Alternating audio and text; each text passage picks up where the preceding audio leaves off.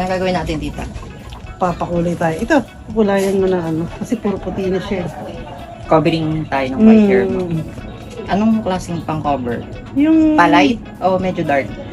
Ano ba ang maganda? Yung hindi ganong kita yung puti. Pero anong gusto mo? Yung may shades pa rin ng brown ba? Oo, kasi hindi ako sanay ng ano, yung Darker. dark. Hindi ako sanay Ayaw mo ng dark. Pero gusto mo cover yung white. Oo, cover yung white.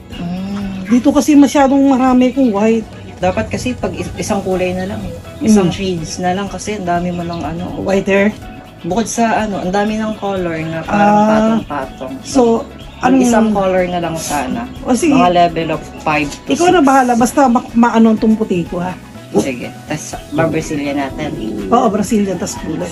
Sige. Yung dati pa rin. Go.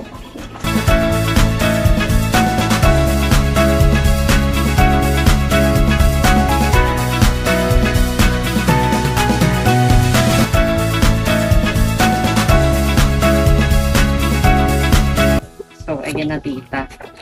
Yun na yung hair mo. Ganda. Na-cover natin siya, pero hindi masyadong dito. Inabol ko yung ayaw mo ng ano, iba? Ayaw mo na darker. So, medyo brown lang. Medyo brown na. Ayan.